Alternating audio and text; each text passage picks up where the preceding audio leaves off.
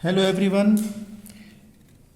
आज के वीडियो में हम कॉस्ट अकाउंटिंग का एक चैप्टर होता है टेंडर प्राइस यानी डिटर्मिनेशन ऑफ टेंडर प्राइस या कोटेशन प्राइस, उनके कुछ न्यूमेरिकल प्रॉब्लम्स हम देखेंगे। पिछली दो वीडियोस में भी हमने टेंडर प्राइस के ही क्वेश्चन देखे थे। You can see those videos part 1 and part 2, लेकिन कुछ प्रैक्टिस करने के लिए हम कुछ और क्वेश्चंस देखेंगे जिसमें हम कोटेशन प्राइस या टेंडर प्राइस कैलकुलेट करेंगे। तो क्वेश्चन देखते हैं। This is question number 1। यहाँ पर आप देखेंगे फ्रॉम द दिया हुआ है following information has been extracted from the records of J industries. ये बता रखा है जिसमें material, direct wages, fixed overheads और वेरिएबल ओवरहेड्स दे रखे हैं आपको।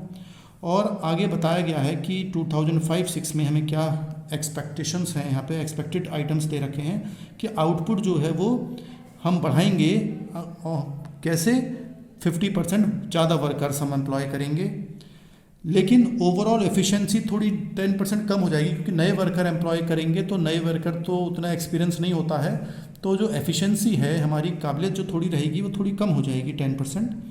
मटेरियल्स बढ़ जाएंगे 10% से, वेरिएबल ओवरहेड्स तो प्रोडक्शन वर्कर्स के हिसाब से कम ज़्यादा हो जाएगा, फिक्स्ड एक्सपेंसेस भी महंगाई के हिसाब से थोड़े बढ़ जाएंगे 25%। और हमें सेलिंग प्राइस पता लगानी है। अगर कंपनी 16.67 कह सकते हैं इसे, 16 होल नंबर 2/3% है, तो 16.67% सेलिंग प्राइस पर अगर वो प्रॉफिट चाहती है कंपनी, तो कितना हम सेलिंग प्राइस कोट करें, कितना टेंडर प्राइस या कोटेशन प्राइस फाइंड आउट करें। तो इस प्रश्न को करने के लिए हम देखिए अपना स्टेटमेंट ऑफ कॉस्ट बनाएंगे। हम देखिए कॉस्ट शीट होती है, एक कॉस्ट शीट में पर यूनिट कॉस्ट दे रखी होती है। यहाँ पर अभी यूनिट्स हमें नहीं पता है अभी, तो इसलिए हम इससे जब यूनिट्स नहीं पता होती हैं तो हम पर यूनिट कॉस्ट नहीं निकाल पाते हैं, तो उसको हम कहते हैं स्टेटमेंट ऑफ कॉस्ट। तो सबसे पहले हम स्टार्ट करते हैं, मटेरियल्स की बात करते हैं, लेकिन हम देखते हैं कि हमारी यूनिट्स कितनी बनेंगी। हम कुछ एज्यूम कर लेते हैं पहले। क्या एज्यूम कर लें कि हम कितने यूनिट्स हम बना रहे हैं, लगभग कितने परसेंट हम यूनिट्स बनाएंगे वो पहले फाइंड आउट कर लेते हैं कि कितने परसेंट यूनिट्स का इंक्रीज़ होगा इसमें। तो देखिए कैसे निकालते हैं। पहले हम क्या निकालना है, calculation of increase in production. Increase in production कितना आएगा वो देखते हैं। देखिए हम एज्यूम करते हैं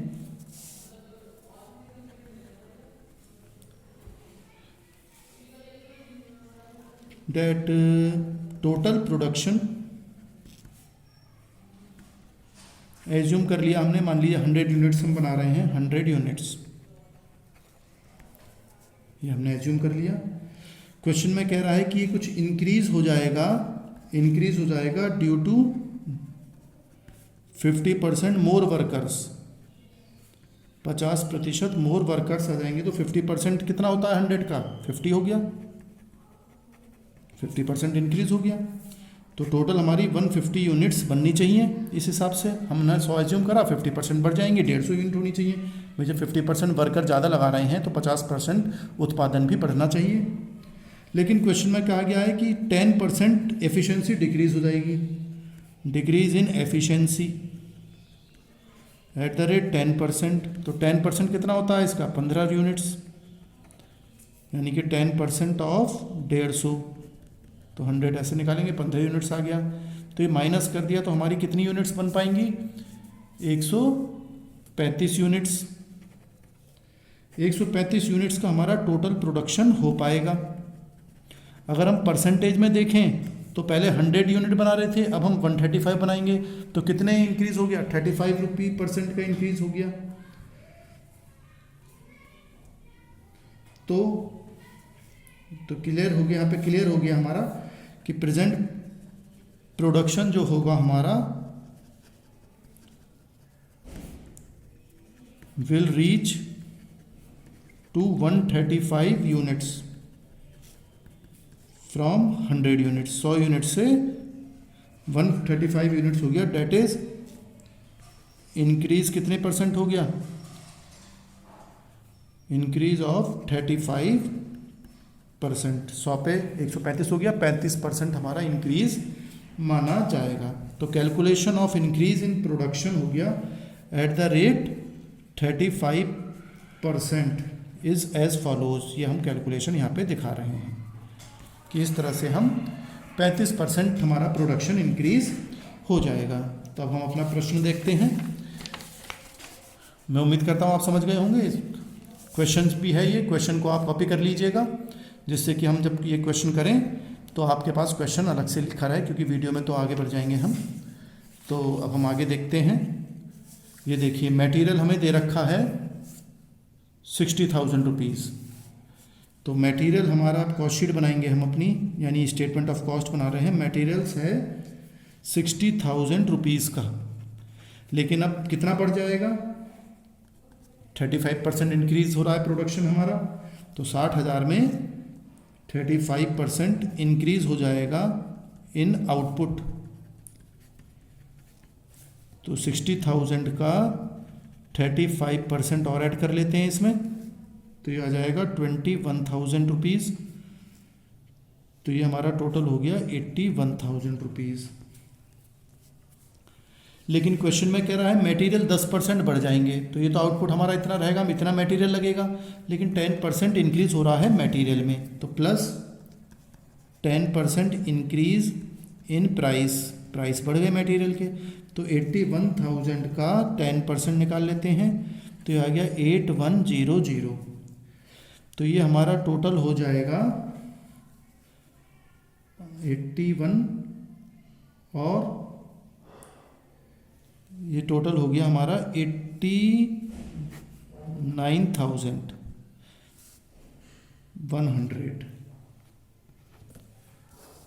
89,100 हमारा इसका टोटल आ गया। अब हम बात करते हैं डायरेक्ट वेजेस की। डायरेक्ट वेजेस अगर आप देखेंगे तो प्रश्न में आपको दिए हुए हैं 1 लाख के, तो डायरेक्ट वेजेस हमारे रहेंगे 1 लाख। 50% क्वेश्चन में कहा गया है कि 50% लेबर इंक्रीज हो रही है, इंक्रीज इन वेजेस, क्योंकि 50% वर्कर बढ़ रहे हैं, तो 50% ये बढ़ गए, तो 50,000 रुपये बढ़ जाएंगे। 1 लाख से 50,000 होता है 50%, तो टोटल हो जाएगा ये 1,50,000। तो फाइनली हमारी प्राइम कॉस्ट निकल कर आ जाएगी 2,39,100। मैं उम्मीद करता हूँ आप समझ रहे होंगे। मटेरियल बढ़ गया क्योंकि 35% आउटपुट बढ़ गया, तो 35% मटेरियल ज़्यादा लगेगा, लेकिन 10% प्राइस बढ़े हैं तो वो भी बढ़ा दिया। डायरेक्ट वेजेस 1 लाख हैं, लेकिन 50% लेबर बढ़ जाएगी, तो 50% मजदूरी का खर्चा और बढ़ जाएगा। तो ये प्राइम कॉस्ट आ गई। अब हम आते हैं अपने एक्सपेंसेस पर। प्रश्न में आप देखेंगे तो फिक्स्ड ओवरहेड्स हैं, वेरिएबल ओवरहेड्स हैं। फिक्स्ड ओवरहेड्स के बारे में नीचे कहा गया है कि 25% इंक्रीज हो रहे हैं, तो हम फिक्स्ड ओवरहेड्स पहले बढ़ा लेते हैं। फिक्स्ड ओवरहेड्स अभी तो 30,000 हैं, इसमें कितना इंक्रीज करने को कह रहा है? 25% इंक्रीज हो जाएगा। तो 30,000 का हम कैसे निकालते हैं 25%? 25 गुणा बटे 100, तो ये 7,500 रुपये आ जाएगा। तो ये हो गए 37,500। फिर हमारे वेरिएबल वाले बचे, वेरिएबल ओवरहेड्स, ये अभी हमें 20,000 रुपये दिए हुए हैं प्रश्न में। देखिए वेरिएबल ओवरहेड्स 20,000 दिए गए हैं, लेकिन यहाँ पे कह रहा है variable overheads very with the number of workers, worker के हिसाब से बढ़ जाएंगे। तो वर्कर्स हमारे कितने बढ़ गए?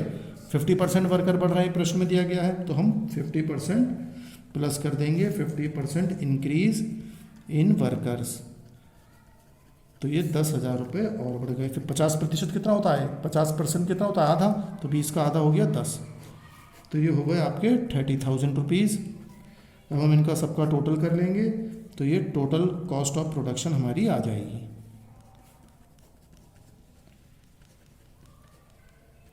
इसको सबको ऐड करेंगे तो 30,66,00 आ जाएगा, और हम फिर इसमें प्रॉफिट ऐड करेंगे, और लास्ट में हमारी सेलिंग प्राइस या सेल्स निकल कर आ जाएगी।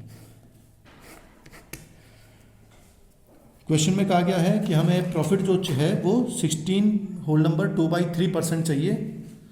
तो 16.67 कह देते हैं, एक ही बात है। सेलिंग प्राइस पर है तो सेलिंग प्राइस तो दी नहीं है, तो हम किस पे निकालेंगे, कॉस्ट पे। 306600 कॉस्ट डिवाइडेड बाई 100 माइनस 16.67 कर लेंगे हम। तो ये हो जाएगा आपका 16.67 इंटू 306600 डिवाइडेड बाई 83.33। तो ये कैलकुलेशन करके हमारा प्रॉफिट आ जाएगा 61320। इसमें जोड़ दीजिए, लागत में हम अपना लाभ जोड़ दें, यानी कॉस्ट में हम वी ऐड प्रॉफिट, तो हमारा आ गया सेलिंग प्राइस 367920। ये हमारा सेलिंग प्राइस निकल कर आ गया। आंसर कितना हम सेलिंग प्राइस हमारा होगा अगर ये कंडीशंस क्वेश्चन के हिसाब से हम करते हैं तो इस तरह से हम क्वेश्चन कर सकते हैं। नेक्स्ट क्वेश्चन देखते हैं। देखिए ये थोड़ा अलग क्वेश्चन है। यहाँ पर देखिए कंपैरेटिव कॉस्ट स्टेटमेंट दे रखा है हमें for the 3 years 2003, 2004, 2005।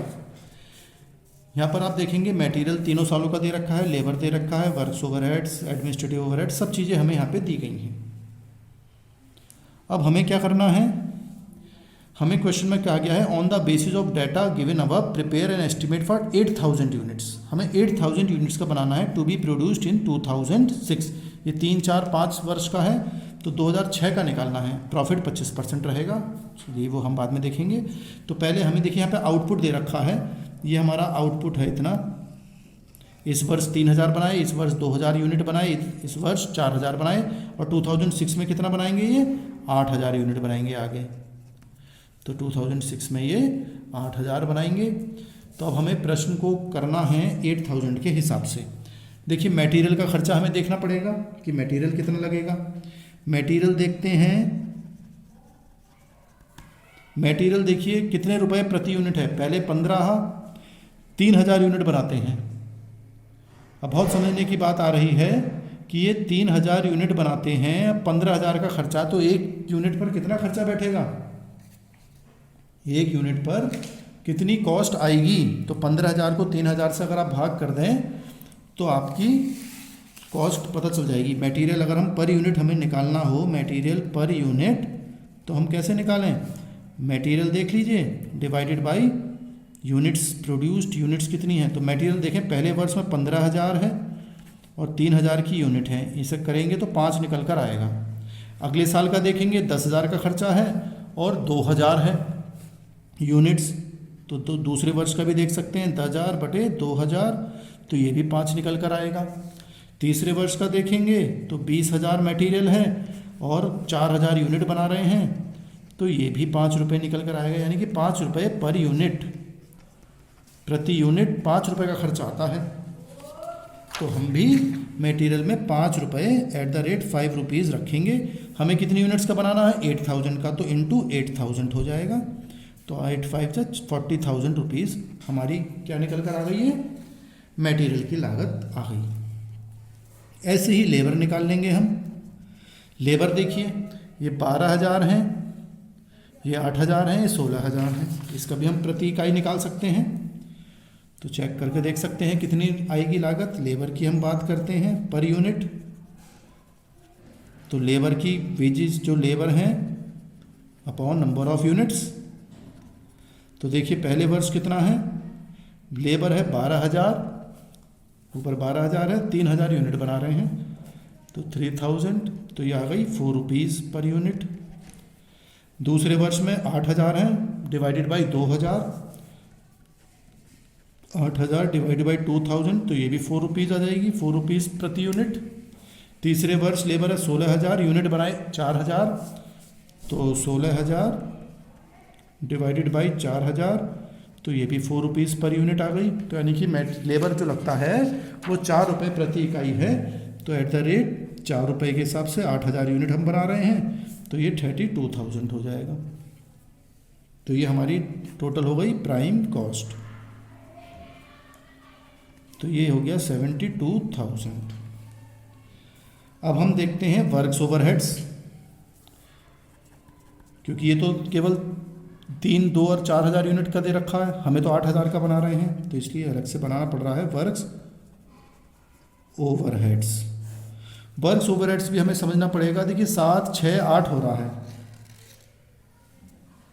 Works overheads जो हैं, पहले 7 हुआ, फिर 6 हुआ, फिर 8 हो रहा है।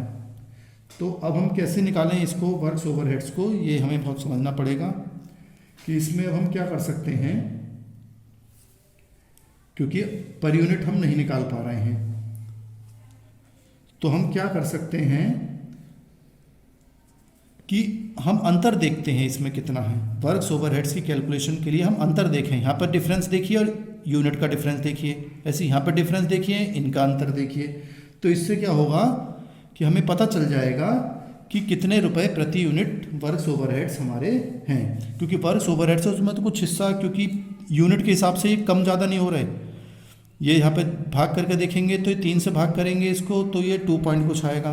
2,000 को से भाग करेंगे 6,000 को प्रति यूनिट तो ये 3 रुपये आएगा। तो अलग अलग आ रहा है। इसका मतलब जो वर्क्स ओवरहेड्स हैं वो प्रपोर्शन आउटपुट के हिसाब से कम या ज़्यादा नहीं हो रहे हैं। इसका मतलब इसके अंदर कुछ वेरिएबल हिस्सा है और कुछ फिक्स्ड हिस्सा है। तो हम फिर ये देख लेते हैं कि कैसे हम कैलकुलेट करें। तो वर्क्स ओवरहेड्स की हम वर्किंग नोट देख लेते हैं, कैसे हम इसको सॉल्व कर सकते हैं। तो कैसे निकालें, देखिए प्रति यूनिट अगर हम निकालना चाहें तो उसमें वेरिएबल हिस्सा निकाल लेते हैं, क्योंकि वर्क्स ओवरहेड्स में कुछ वेरिएबल हिस्सा है और कुछ फिक्स्ड हिस्सा है। तो पहले हम वेरिएबल हिस्सा निकाल लें। वेरिएबल पार्ट देखें, वेरिएबल वर्क्स ओवरहेड्स कितना बैठेंगे वो देख लेते हैं पहले। तो हम कैसे निकाल सकते हैं, हम इनका अंतर देख लें, रुपये में कितना अंतर है, यानी कि डिफरेंस, अंतर देख लें। अगर हम difference in overheads in 2 years, कोई 2 ईयर्स देख लें और डिवाइडेड बाय आउटपुट देख लो अंतर कितना है। Difference in output at same level, वही 2 वर्ष का देख लेते हैं। तो देखें आप पहले यहाँ पर हमारे 7 हैं और 6 हैं, अंतर कितना हुआ पहले वर्ष में 7,000 माइनस 6,000, ऐसी आउटपुट में 3,000 माइनस 2,000, तो ये हो गया 1,000 डिवाइडेड बाई 1,000, तो 1 रुपया आया निकल कर। ऐसे हम इनका देख लेते हैं, यहाँ पर भी अंतर देख सकते हैं, 6 से 8 है और ये 2 से 4 हैं, तो इसमें अंतर देखिए। तो हम ये खर्चा भी बढ़ रहा है, आउटपुट भी बढ़ रहा है, तो यानी कि 8,000 माइनस 6,000, ऐसे ही नीचे 4,000 माइनस 2,000 कर लेते हैं। तो ये 2,000 डिवाइडेड बाई 2,000, तो ये भी 1 रुपया आया। तो इसका मतलब 1 रुपये प्रति इकाई पर यूनिट हमारा फैक्ट्री के खर्चे वर्क्स ओवरहेड्स वेरिएबल वाले हिस्से आ रहे हैं। तो 1 रुपये के हिसाब से तो हम इसे गुणा कर लेंगे, 8,000 हो जाएगा, क्योंकि 8,000 यूनिट्स का हम बना रहे हैं। लेकिन अब फिक्स्ड हिस्सा कितना होगा फिर, तो फिक्स्ड हिस्से की भी बात कर लेते हैं। इसके अंदर फिक्स्ड ओवरहेड्स कितने होंगे, देखिए टोटल ओवरहेड्स जो होते हैं कैसे निकालेंगे, टोटल ओवरहेड्स में से वेरिएबल हिस्सा निकाल दो। तो वेरिएबल कैसे निकालेंगे, माइनस जितने यूनिट्स आप बना रहे हैं, units produced multiplied by variable cost प्रति यूनिट, ऐसे निकाल लेते हैं। तो टोटल ओवरहेड्स जैसे आप किसी भी वर्ष का देख लीजिए, इसमें 7,000 है वर्ष ओवरहेड पहले वर्ष में, तो टोटल ओवरहेड 7,000 है। यूनिट्स प्रोड्यूस्ड अब हम कितनी बना रहे थे, यहाँ पे 3,000 यूनिट बना रहे थे हम, 2003 की बात कर लेते हैं। तो 3,000 यूनिट्स बना रहे थे, गुणा वेरिएबल कॉस्ट 1 रुपया है, तो 7,000 माइनस 3,000, तो ये 4,000 रुपीज़ निकल कर आ जाएगा हमारा फिक्स्ड ओवरहेड। फिक्स्ड ओवरहेड तो सेम होता है, 4-4 हज़ार ही रहेगा, तो कोई समस्या नहीं आएगी। अब जैसे सेकंड ईयर का देख सकते हैं, 2,000 है, 1 रुपये वेरिएबल है तो 2,000 हो गए, टोटल खर्चा कितना 6, तो 6 में से 2 गए, कितने बचे 4,000, तो 4,000 ही निकल कर आएगा। तो ये 1 रुपये रहेगा, फिक्स्ड हमारे 4,000 हो जाएंगे। तो इसको देख लेते हैं।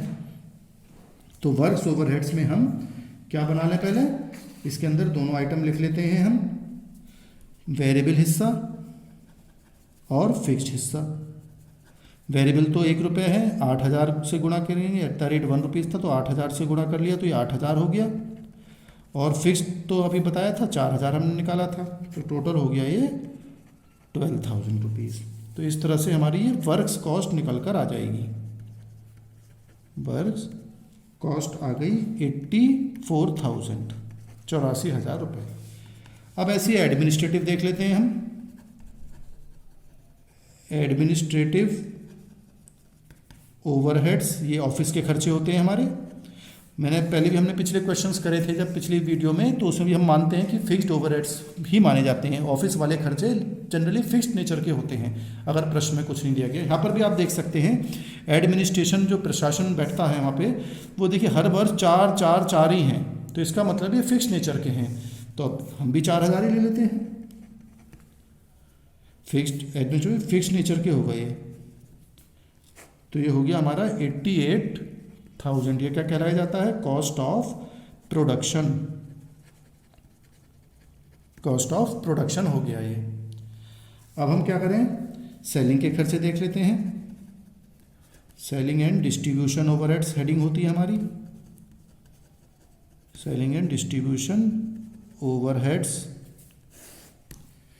सेलिंग एंड डिस्ट्रीब्यूशन ओवरहेड्स अब आप देखिए कैसे आ रहे हैं। देखिए 2 आए पहले, फिर 1,800 आए, फिर 1,600 आए, यानी कि हर वर्ष 200 रुपये की कमी हो रही है।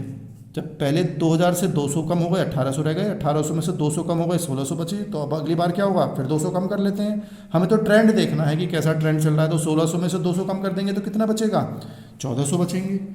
तो हम 1,400 लिख सकते हैं।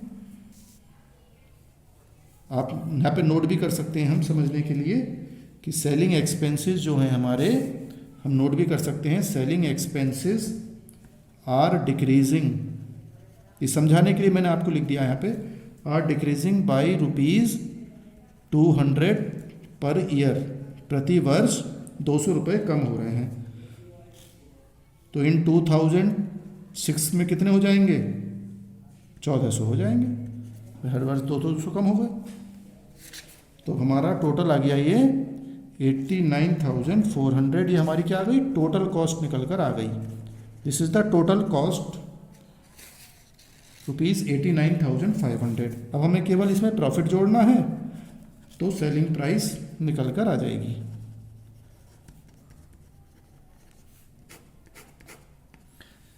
प्रॉफिट के बारे में प्रश्न में देखिए ऊपर कहा गया है कि प्रॉफिट चाहिए ना 25% ऑन वर्क कॉस्ट।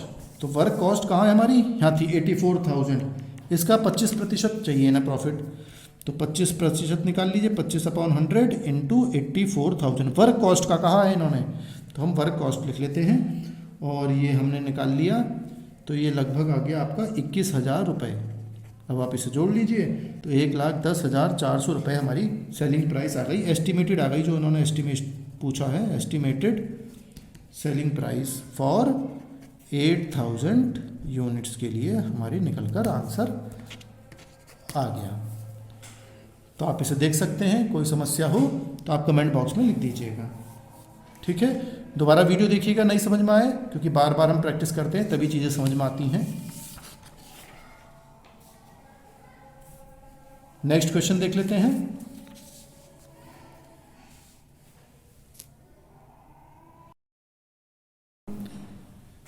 तो नेक्स्ट क्वेश्चन, इस क्वेश्चन में हमें क्या देखना है, अ फैक्ट्री के बारे में बता रखा है। ये 1000 यूनिट्स बनाती है पर वीक, एक वीक में, और हमें 3 कंसेक्यूटिव वीक्स का 48 घंटे का एक वीक मानते हैं।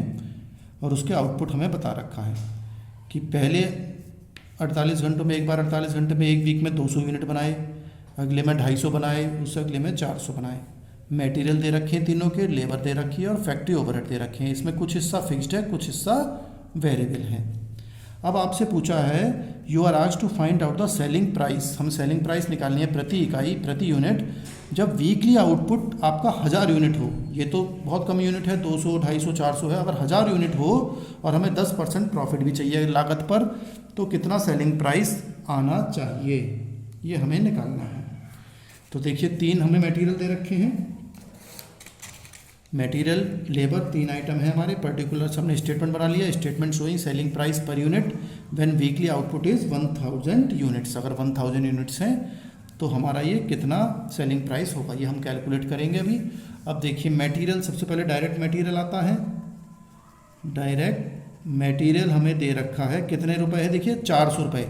200 रुपये, 200 यूनिट बनाते हैं, 400 का खर्च आता है, तो 200 का दुगना यानी कि 2 गुना 2 रुपये प्रति यूनिट आपका मटेरियल हो गया। ऐसे 250 गुना 2 500 हो गया, 400 गुना 800, 800 बटे 400 हमारा क्या हो गया, प्रति इकाई। तो आप प्रति इकाई निकाल सकते हैं यहाँ पे, देखिए सिंपल बात है, 400 बटे 200 कर लीजिए तो 2 रुपये आ जाएगा। ऐसी 500 बटे 250 कर लीजिए तो भी 2 रुपये आ जाएगा। तो यानी कि 800 बटे 400 कर लीजिए तो भी 2 रुपये आ जाएगा। तो material at the rate 2 rupees माना जाएगा। हमें कितने यूनिट का बनाना है, 1000 यूनिट का, तो इंटू 1000 यूनिट आप कर देंगे तो ये कितना हो जाएगा, 2000 रुपये की मटेरियल आ गया। क्योंकि क्लियरली साफ साफ दिख रहा है कि 2 रुपये प्रति इकाई है, 200 गुणा 2 400, 250 गुणा 2 तो मटेरियल दे रखा है। ऐसे ही हम लेबर देख लेते हैं। डायरेक्ट लेबर देखें तो कितने रुपए हैं, हम 200 यूनिट बनाते हैं, 800 रुपये हैं। तो 200 को 4 से गुणा कर दें तो 800 आ जाता है, 200 गुणा 4 टाइम्स है, तो 800 बटे 200 कर दो तो 4 रुपये। ऐसे 1000 बटे 250 कर दो तो भी 4 रुपये, 1600 बटे 400 कर दो तो 4 रुपये, यानी कि ये 4 रुपये प्रति इकाई हो गई। यानी कि 800 बटे 200 कर लो तो 4 रुपये आ जाएगा। ऐसे 1000 बटे 250 कर लो तो भी 4 रुपये आ जाएगा। तो यानी कि 4 रुपये के हिसाब से हमारा मटेरियल है। 1000 यूनिट्स का हो गया 4000 रुपये। तो ये अगर प्रति इकाई निकालिए तो 1000 से भाग कर लीजिए, डिवाइड कर लीजिए तो 2 रुपये आ जाएगा और ये 4 रुपये आ जाएगा। तो प्राइम कॉस्ट हमारी आ गई 6000 रुपीज़ और 6 रुपीज़। अब हम फैक्ट्री ओवरहेड्स ऐड कर लेते हैं। फैक्ट्री ओवरहेड्स लिख लेते हैं या वर्क्स ओवरहेड हम लिख लेते हैं, जो भी प्रश्न में दिया हो। फैक्ट्री ओवरहेड्स हमारे कुछ हिस्सा फिक्स्ड है, कुछ हिस्सा वेरिएबल है। ये पिछले प्रश्न में भी हमने क्वेश्चन में करा था कि कुछ हिस्सा फिक्स्ड निकालेंगे और कुछ हिस्सा वेरिएबल निकालेंगे। अब बात समझने की आ रही है कि फिक्स्ड हिस्सा कितना है और वेरिएबल में कितना वेरिएबल है, कितना फिक्स्ड है। तो देखिए हम कैसे निकालते थे, नीचे निकाल लेते हैं अलग से।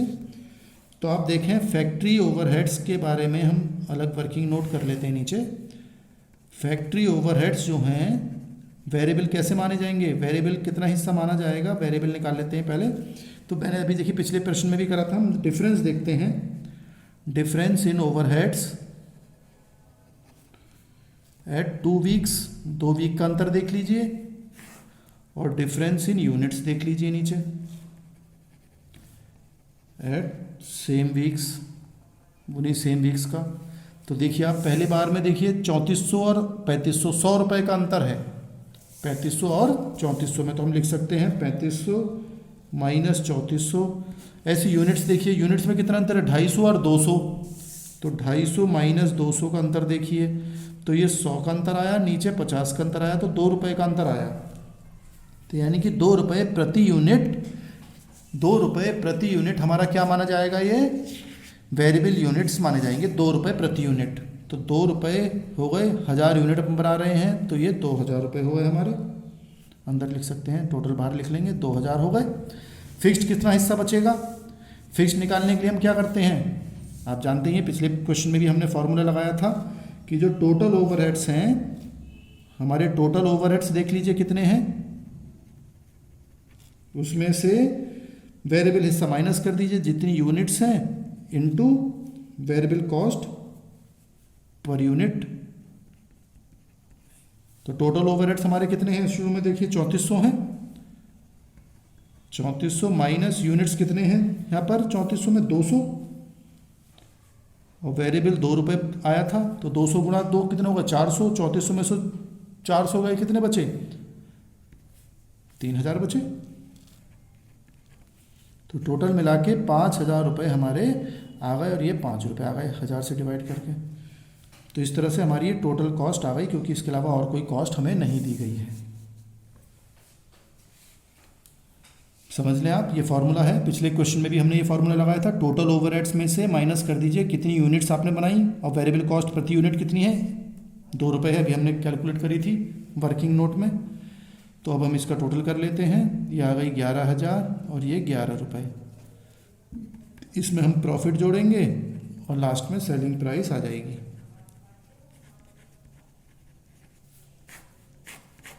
प्रॉफिट के बारे में प्रश्न में कहा गया है 10% ऑन कॉस्ट प्राइस प्रॉफिट चाहिए, तो 10% 10/100 करेंगे। कॉस्ट कितनी है 11,000, तो ये निकल कर कितनी आ जाएगी 1100 रुपये निकल कर आ गई। इसको हमने जोड़ लिया 12,100 रुपये हो गई। 1000 से भाग कर लीजिए तो 1.10 आ गई, ये 12.10 आ गई। 1000 से डिवाइड कर दिया ये वाला हिस्सा तो प्रति इकाई आ गई। तो ये हमारी सेलिंग प्राइस कैलकुलेट हो गई। तो मैं समझता हूँ आप समझ गए होंगे इस क्वेश्चन को। फिर भी ना समझ में आए तो दोबारा वीडियो देखिएगा और कमेंट बॉक्स में आप लिख दीजिएगा अगर कोई आपकी क्वेरी है। नेक्स्ट क्वेश्चन देख लेते हैं। बहुत सिंपल क्वेश्चन है ये भी।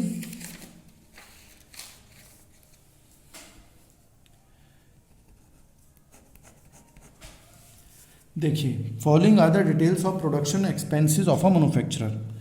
ये एक मैन्युफैक्चरर हैं, उनका खर्चा हमें यहाँ पे दिया हुआ है और इसके बेसिस पर हमें इनकी कैलकुलेशन करनी है।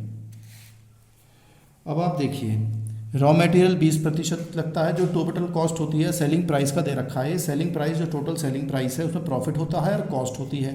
तो 20% सेलिंग प्राइस का रॉ मटेरियल है, वेजेस है, वर्क्स ओवर सबकी प्रतिशत दे रखी है।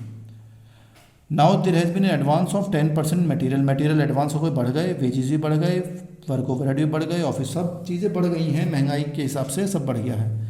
अब आपको पूछा गया है what percentage should be added in selling price. तो सेलिंग प्राइस का हम कितना करें to obtain the same percentage of profit, की प्रॉफिट हमारा वही आ जाए सेम प्रतिशत जो पहले होता था। तो इसके हिसाब से हमें इस क्वेश्चन को करना है। तो देखिए कैसे कर सकते हैं इस प्रश्न को हम। देखिए, अगर हम एज्यूम कर लेते हैं, सपोज हमारी अगर सेलिंग प्राइस 100 रुपीज़ मान लेते हैं हम, इज इक्वल टू ₹100। तो अब अगर हम देखें रॉ मटेरियल हमारा कितने रुपए है 20%, तो 20% कितना हो गया 100 रुपये का 20 रुपये, यानी कि 100 रुपये का 20%, 20/100, तो ये 20 रुपीज़ आ जाएगा। यानी कि प्रेजेंट सिचुएशन हम देख रहे हैं ऊपर की, ये हेडिंग डाल सकते हैं हम, प्रेजेंट कॉस्ट है आपकी, ये रॉ मटेरियल हो गया। अब वेजेस हमें दिए हुए हैं, वेजेस हम देख सकते हैं, ये है 40, वेजेस है 40%, तो 100 का 40 डिवाइडेड बाई 100, तो ये 40 रुपये आ गए, क्योंकि 100 का प्रतिशत निकाल रहे हैं, 100 पे तो वही आएगा। फिर वेजेस के बाद वर्क्स ओवरहेड देख लेते हैं। वर्क्स ओवरहेड्स ये कितने हैं, ये 10% है, तो 10/100 कर लीजिए, तो ये 10 रुपये आ गए। वर्क्स ओवरहेड के बाद ऑफिस ओवरहेड सेट कर लीजिए, वो भी हमें दिए हुए हैं 10%, तो 100 का 10% ये भी हो गए, तो ये भी 10 रुपीज़ आ गए निकल कर, तो सब आ गए। अब टोटल अगर हम देखें तो 40, 60, 70, 80, 80 रुपीज़ हमारी टोटल कॉस्ट आ गई निकल कर। हमने एज्यूम कर लिया था कि 100 रुपये सेलिंग प्राइस है, तो टोटल कॉस्ट आ गई। प्रॉफिट कह रहा है, क्योंकि 100 रुपये सेलिंग प्राइस है तो प्रॉफिट कितना होगा इसमें, और सेलिंग प्राइस तो आपको पता ही है 100 रुपये मानी है हमने, सेलिंग प्राइस हमने 100 रुपये मानी है, तो प्रॉफिट कितना हो गया 20 रुपीज़ हो गया, ये सेलिंग प्राइस है। अब महंगाई के हिसाब से देखते हैं प्रश्न को। देखिए, एडवांस बढ़ गई ये चीज़ें, तो ये तो प्रेजेंट सिचुएशन थी हमारी। अब हम एंटिसिपेटेड फ्यूचर, एंटिसिपेट अनुमानित हम निकाल लेते हैं, एंटिसिपेटेड कॉस्ट, ये भी रुपीज़ में है, ये भी रुपीज़ में है। तो एंटिसिपेटेड कितनी होगी, 10% बढ़ गए, कहीं 5% बढ़ गए। देखिए मटेरियल 10% बढ़ा है, तो 20 रुपये पहले था, उसमें 10% और बढ़ा दीजिए, 10% ऑफ 20 कैसे निकालेंगे, 10/100 गुणा 20 कर लीजिए, तो ये आपका 2 रुपये निकल कर आ जाएगा, तो ये हो गया 22 रुपये। 10% आप 20 का निकालेंगे, प्रतिशत आप निकालना आता है, 10% कैसे निकालेंगे, 10 गुणा 20/100 कर लीजिए, तो 2 रुपये आ गया, 22 में जोड़ दीजिए, 10% की महंगाई हो गई, 22 रुपये हो गई। ऐसे ही वेजेस 20% बढ़ गए, तो इस 40 रुपये में 20% जोड़ लीजिए ऑफ 40, ये ब्रैकेट में कर देता हूँ आपको समझने के लिए, पहले इसकी कैलकुलेशन कर लीजिएगा। तो ये 20% 40 का 8 रुपये आएगा, तो 40 और 8 48 रुपये हो गए। 0.00. ऐसी वर्क्स ओवरहेड्स 10 रुपये हैं. वर्क्स ओवरहेड्स के बारे में बताया गया है कि ये 5% बढ़ गए, तो प्लस 5% ऑफ 10 रुपीज़, तो ये 50 पैसे आ गए, तो 10 रुपये 50 पैसे हो गए. ऐसे ही 5% ऑफिस ओवरहेड भी बढ़ गए, तो 10 प्लस 5% ऑफ 10, तो ये भी 10 रुपये 50 पैसे हो गए. तो हमारी टोटल कॉस्ट आ गई यहाँ पे 91 रुपीज़ आई है. अब ये महंगाई के हिसाब से ये 91 रुपीज़ निकल कर आ जाएगी. प्रॉफिट हमें अब कैलकुलेट करना है, क्योंकि हमें क्वेश्चन में कहा गया है कि सेम परसेंटेज ऑफ प्रॉफिट होना चाहिए, जैसे पहले था वैसे ही उतना ही परसेंटेज ऑफ प्रॉफिट होना चाहिए. और फिर हमारी लास्ट में सेलिंग प्राइस आ जाएगी. तो हम पहले प्रॉफिट निकाल लेते हैं. तो अगर हम प्रॉफिट सोचें तो प्रॉफिट पहले कितना था, 20 रुपये था, और वो किस पे था, 20%, 100 रुपये पे 20, 100 रुपये पे 20 है, या कॉस्ट पे निकाल लीजिए, किसी पे भी आप निकाल सकते हैं. इसका भी निकालेंगे तो भी बात वही आएगी, और इसका निकालेंगे तो भी बात वही आएगी. तो अगर हम प्रॉफिट देख लें, पहले प्रॉफिट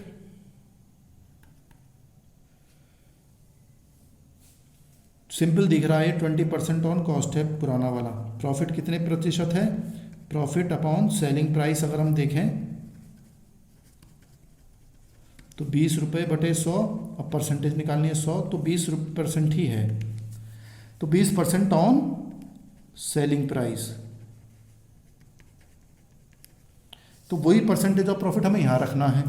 तो यहाँ पर आप कैसे करें, प्रॉफिट कितना है 20%, तो 20 गुणा सेलिंग प्राइस नहीं दी होती तो हम क्या करते हैं, कॉस्ट पे ले लेते हैं, इंटू 91, और 100 माइनस 20 करते हैं.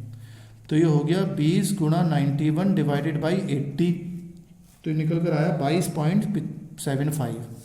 तो 22.75 हमने यहाँ पे लिख लिया.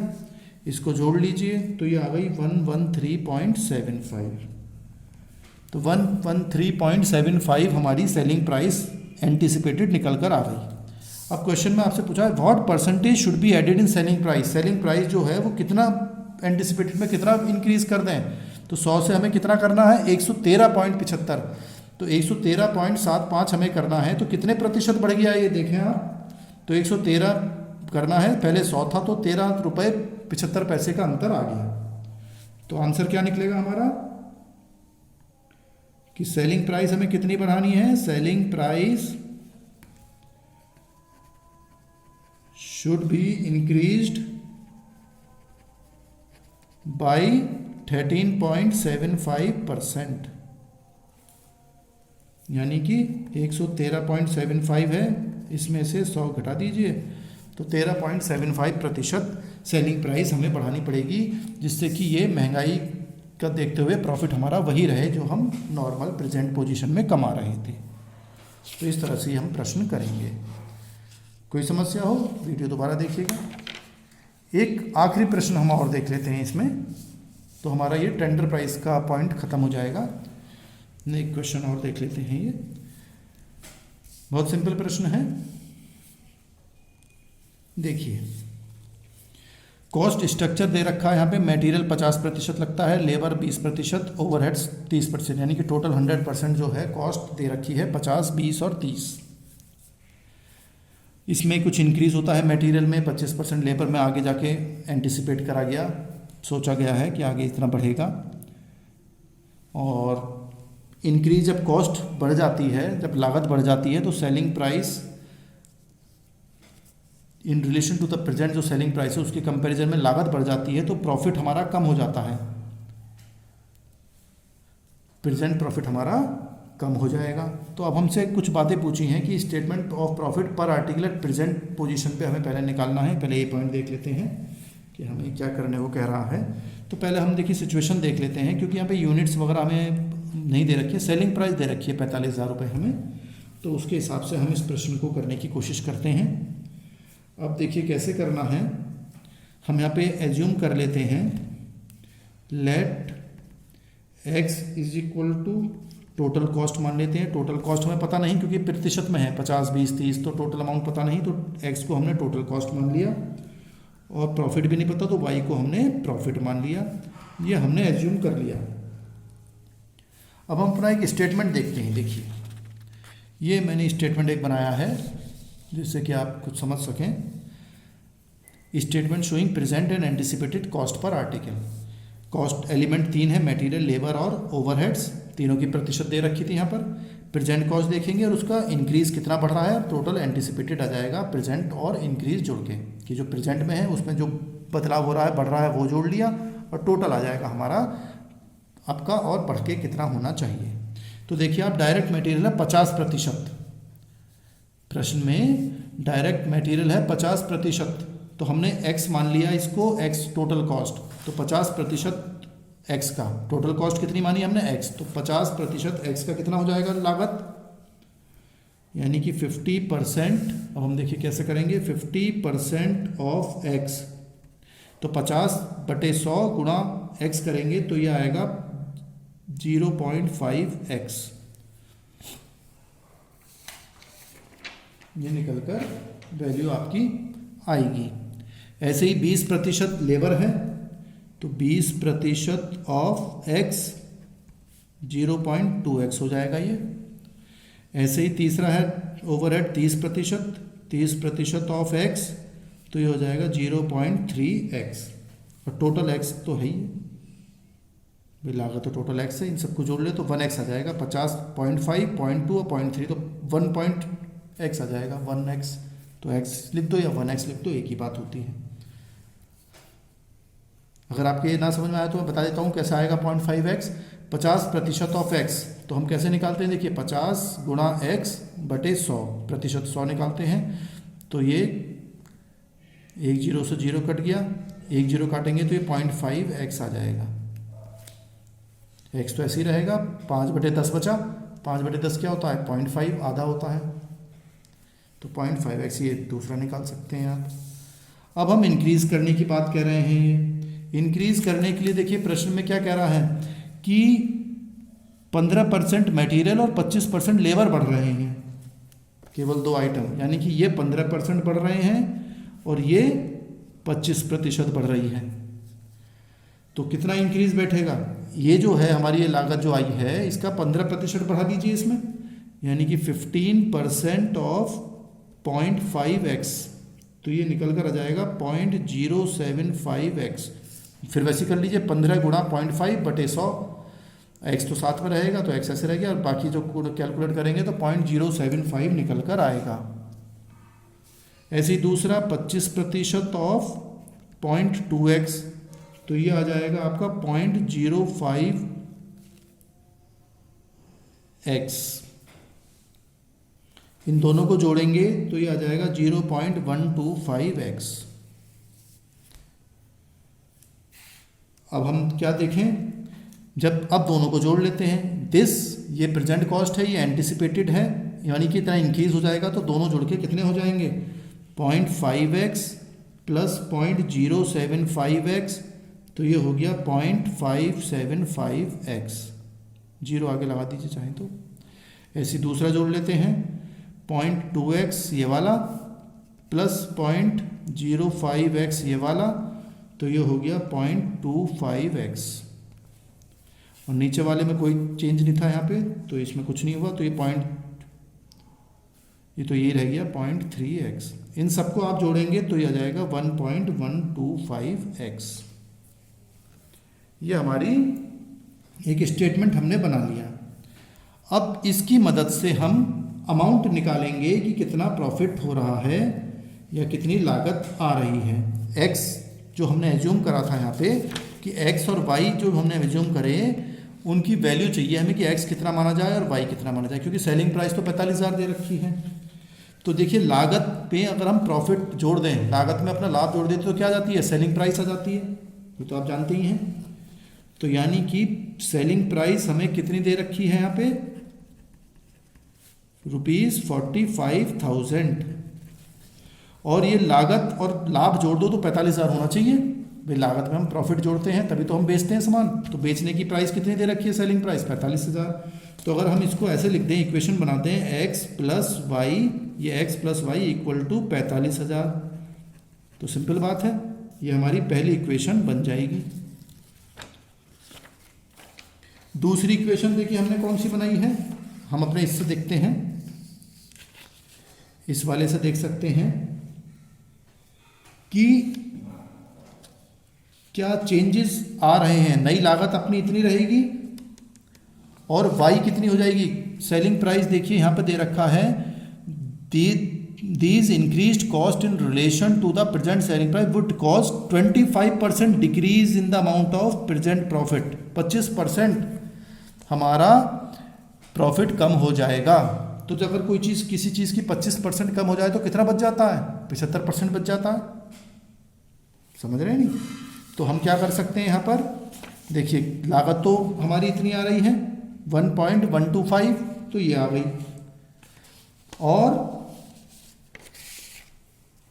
तो अब हम दूसरा देख लेते हैं कि increase in cost and decrease in profit, profit कम हो जाएगा। कैन बी रिप्रेजेंटेड, कैसे हम शो कर सकते हैं यहाँ पे, can be represented in the following equation. हम ये निम्न इक्वेशन बना रहे हैं, उसके हिसाब से आ सकता है। तो लागत कितनी हो जाएगी, 1.125x पॉइंट्स में चल रहा है, परसेंटेज में तो नहीं है। तो 75% का 25% ये कम हो रहा है, तो 75% कैसे लिख सकते हैं, 0.75y। और ये प्रॉफिट तो उतना ही रहना है, क्योंकि लागत बढ़ गई तो प्रॉफिट कम हो गया है। प्रॉफिट 45,000 ही, मतलब सेलिंग प्राइस तो 45,000 ही है। तो ये हमारी सेकंड इक्वेशन बन गई। अब हम इन दोनों इक्वेशंस को हमें कैलकुलेट, सॉल्व करना है। साइमल्टेनियस इक्वेशंस इन्हें कहते हैं मैथ्स में। तो अब हम देखिए कैसे सॉल्व करेंगे इसको। पहली इक्वेशन को हम देखिए है x + y = 45,000, 1.125 + 0.75y = 45,000। तो अब इनको सॉल्व करते हैं, x और y की वैल्यू निकालनी है। तो या x को एक जैसा कर लीजिए, y को एक जैसा कर लीजिए। दोनों को एक जैसा होगा तो या तो x को बराबर कर लो, तो 1.125 से इसे गुणा कर लो तो ये भी इतना हो जाएगा, और या इससे गुणा कर लीजिए। हम मान लीजिए हम इक्वेशन 1 है ये हमारी, और ये हमारी सेकंड इक्वेशन है। तो हम क्या करें, पहली को गुणा कर लेते हैं, मल्टीप्लाइंग इक्वेशन 1 बाई 0.75, 0.75 से इसे गुणा कर लेते हैं पहली इक्वेशन को। तो क्या आ जाएगी, 0.75x + 0.75y, और 0.75 को इसको गुणा करेंगे 45,000 से, तो ये आएगा 33,750। और दूसरी को ऐसे ही लिख लीजिए, 1.125x + 0.75y = 45,000। एंड सब्ट्रैक्ट, ऐसा हम सब सब्ट्रैक्ट कर देंगे। तो ये जब प्लस है ये माइनस हो जाते हैं, ये भी माइनस, ये भी माइनस, प्लस वाले आइटम माइनस हो जाते हैं। तो देखिए प्लस के 0.75, ये माइनस के 0.75, तो ये दोनों कट गए, जीरो हो गए। इसमें से ये ज़्यादा है, 1 पॉइंट है, ये 0.75 है, तो माइनस के ज़्यादा हैं, तो आंसर माइनस का बचेगा इसमें 0.375x। और ये बचेगा माइनस के 45 ज़्यादा है, प्लस के 33 कम है, तो कितने माइनस के ज़्यादा हैं, 11,250। दोनों तरफ माइनस है तो दोनों कट गए, माइनस माइनस हट जाएंगे। अब x की कीमत कितनी बचेगी, 11,250, ये क्रॉस नीचे चला जाएगा, 0.375। इसको आप डिवाइड करेंगे तो ये 30,000 रुपये निकल कर आएगा। तो x की वैल्यू आ गई 30,000 रुपये। जो हमारी टोटल कॉस्ट हम यहाँ पे मान रहे थे ये अब कितनी हो गई, x की कीमत हो गई अब 30,000 रुपये। अब y की निकालनी है। y की देखिए अब हम किसी भी इक्वेशन में रख दें, यानी कि क्या करें, देखिए substituting the value of x in equation 1, यानी x + y = 45,000 है। इसमें x की जगह हम क्या लिख दें, वैल्यू ऑफ x लिख दीजिए। x हमने कितनी निकाली, 30,000, तो ये कितनी हो गई, 30,000 + y = 45,000। तो y एक तरफ रह गया, 45,000 इधर चला गया, इधर है ही, माइनस के 30,000 उल्टे हो गए, साइन बदल जाता है, तो बचे 15,000 रुपये। वैसे भी आप देख सकते हैं x प्लस जब ये y है तो x अगर 30 है तो ये कितना होगा, 15 ही होगा। 30 और 15 तभी तो 45 बैठेंगे। तो y की वैल्यू आ गई हमारी 15,000 रुपये। तो ये तो वैल्यू हमारी आ गई। यानी कि हमें कॉस्ट भी पता चल गई और प्रॉफिट भी पता चल गया। टोटल सेलिंग प्राइस 45,000 है ही, देखिए टोटल वही है, सेलिंग प्राइस है हमारी, ये पता ही है आपको। अब हम प्रश्न देखते हैं क्या है। You are required to prepare a statement of profit per article at present position पर। अब देखिए प्रेजेंट पोजीशन पर हम एक अपना स्टेटमेंट बना लेते हैं, ये मैंने भी पीछे बनाया था। अब हम पहला पॉइंट जो प्रश्न में पूछा है वो कर लेते हैं, statement of profit at present, present position के हिसाब से बना लेते हैं। देखिए डायरेक्ट मटेरियल, डायरेक्ट लेबर लेना है और ओवरहेड्स लेने हैं, तीन ही खर्चे थे हमारे, ये तीनों ही तो थे। डायरेक्ट मटेरियल देखिए कितने रुपए है, 0.5x था ही, देखिए 0.5x, ये 0.2x, ये 0.3x। तो x की जगह कितना लिख सकते हैं हम, अभी हमने 30,000 रुपये निकाले x की वैल्यू, तो 0.5 गुणा 30,000, ये 0.2 गुणा 30,000, ये 0.3 गुणा 30,000। x की जगह हमने क्या लिख दिया, 30,000 लिख दिया। तो इसको गुणा करेंगे तो ये 15,000 आया, इसको गुणा करा ये 6,000 आया, इसको गुणा करा तो ये 9,000 आया, और टोटल लागत आ गई हमारी 30,000, क्योंकि 30,000 ही थी x तो टोटल लागत। तो टोटल कॉस्ट हो गई हमारी x हो गई 30,000। हमें इसमें क्या जोड़ना है, प्रॉफिट, प्रॉफिट y था, y कितना है हमारा 15,000 निकाला था, और सेलिंग प्राइस हो गई हमारी 45,000। ये पहली टेबल हमारी बन गई। तो मैं समझता हूं कोई परेशानी नहीं होनी चाहिए। अब हम कैलकुलेट कर सकते हैं, अगर हम प्रॉफिट देखें तो यहाँ पे देखिए प्रॉफिट जो है वो कॉस्ट का आधा है, यानी कि प्रॉफिट की परसेंटेज अगर हम देखें, प्रॉफिट ऑन कॉस्ट, कॉस्ट पे देखें प्रॉफिट, तो प्रॉफिट अपॉन कॉस्ट गुणा 100 कर दें तो प्रतिशत में आ जाएगा। प्रॉफिट है हमारा 15,000, लागत है 30,000, तो गुणा 100 करेंगे तो 50% हम प्रॉफिट कमाते हैं, 50% ऑन कॉस्ट। प्रॉफिट जो है वो 50% है, तो आगे भी हम 50% ही रखेंगे, इसलिए ये हमने बनाया है। तो आगे देख लेते हैं इसको। अब बी पॉइंट कर लेते हैं। बी में देखिए हमसे क्या पूछा है, the revised selling price to produce the same percentage of profit to sales as before. बिल्कुल जैसे पहले था वैसे ही रखना है। तो ये प्रॉफिट ऑन सेल्स पे कहा गया है, तो हम प्रॉफिट ऑन सेल्स भी निकाल सकते हैं चाहे तो, जैसे प्रॉफिट ऑन कॉस्ट निकाला ऐसे प्रॉफिट ऑन सेल्स भी कर सकते हैं। सेल्स फॉर्मूला क्या हो जाएगा, प्रॉफिट अपॉन सेल्स हो जाएगा इनटू 100। तो प्रॉफिट तो 15,000 है, सेल्स 45,000 है, गुणा 100 करेंगे तो ये 33.33% आएगा। तो हम कैसे भी कर सकते हैं दोनों मेथड से। तो हम बी हेडिंग डाल लेते हैं, स्टेटमेंट बना रहे हैं हम यहाँ पे, statement of revised selling price.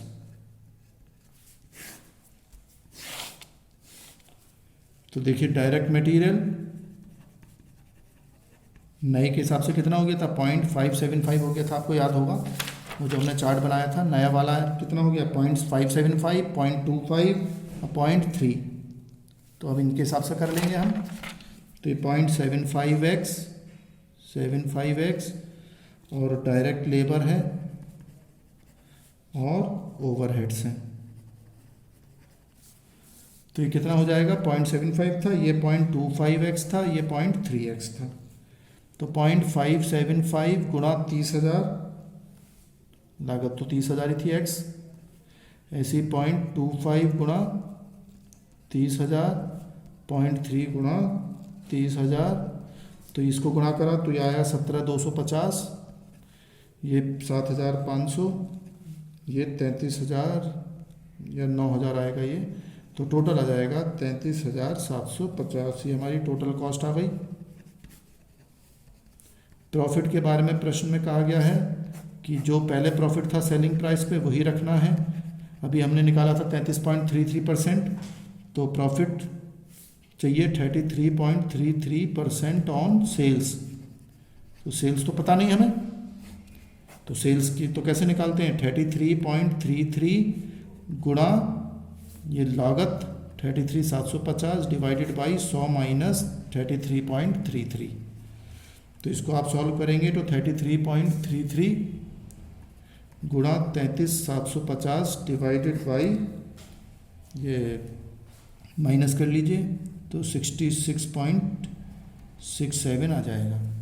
तो इसको आप सॉल्व करेंगे तो ये आ जाएगा आपका निकल के 16,875 16,875 आ गया। इसको टोटल कर लीजिए 50,625 हमारी सेलिंग प्राइस निकल कर आंसर आ जाएगा। तो इस तरह से ये हम टेंडर प्राइस के क्वेश्चंस करते हैं। If you have any problem you can mention your question in the comment box. I will try to solve your all queries. Thank you.